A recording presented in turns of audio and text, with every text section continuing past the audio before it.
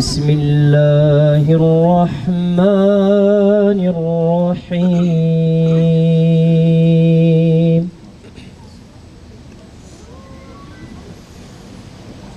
إن في خلق السماوات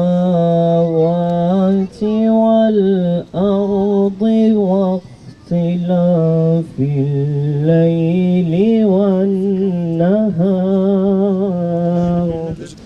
واختلاف الليل والنهار لآيات لأولي الألباب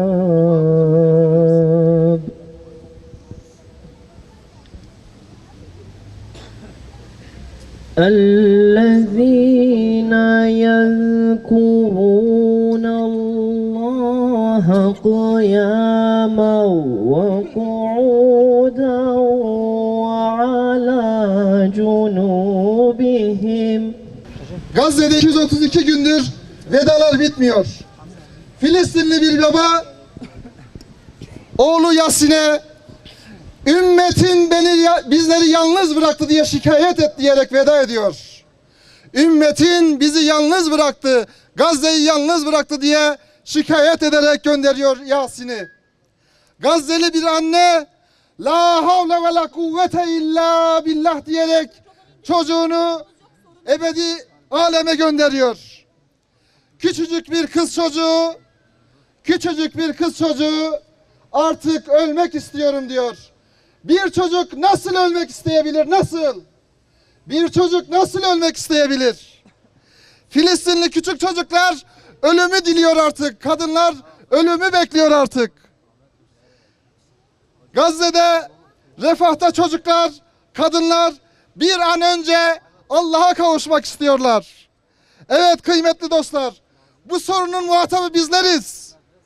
Çünkü Rabbimiz Kur'an-ı Kerim'in Tekvir suresinde güneş dürüldüğü zaman, yıldızlar bulanıp söndüğü zaman, dağlar yürütüldüğü zaman, gebe develer salıverildiği zaman, tüm canlılar toplandığı zaman, denizler kaynatıldığı zaman, ruhlar eşleştirildiği zaman, diri diri gömülen kız çocuğunun hangi günahtan ötürü öldürüldüğü sorulduğu zaman diye buyurarak savunmasız bir masumun zulme uğramasından, katledilmesinden hepimizi sorumlu tutmaktadır.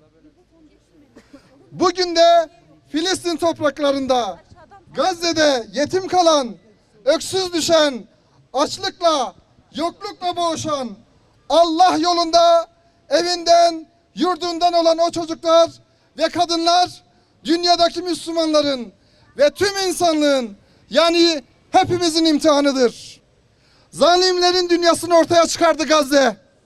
Anlıyoruz ki zalimlerin kontrolündeki Birleşmiş Milletler, demokrasiler, insan hakları, adalet çağrıları meğer kundaktaki çocukları savunamıyormuş.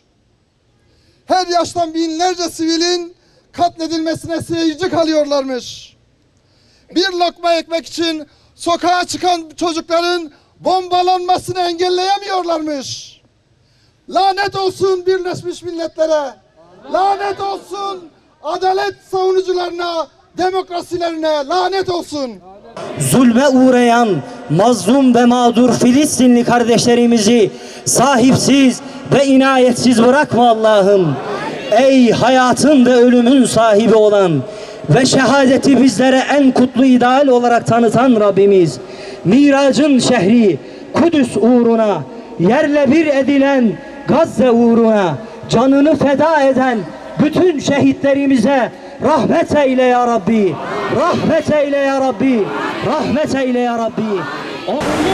Allahu Ekber. Allahu Ekber.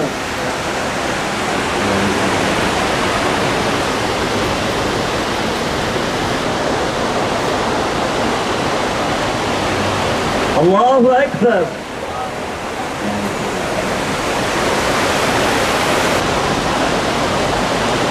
Allahu Ekber. Selamun Aleyküm ve Rahmetullah. Selamun Aleyküm ve Rahmetullah.